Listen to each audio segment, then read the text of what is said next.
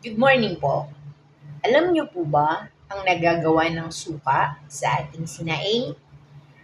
Tayo po rito ay mayroong suka. At tingnan niyo po ang ating gagawin. Lalagay lamang po natin ang kaunting patak ng suka sa ating sinaing.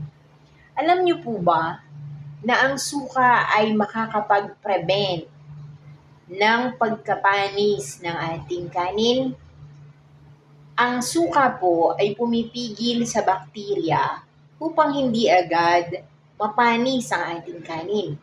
Kaya kung halimbawa po, napapansin nyo po na ang inyong mga sinaing ay madalas na napapanisan ng kanin, tuwing kayo po ay magsasaing, palagi nyo pong papatakan ng kaunting suka.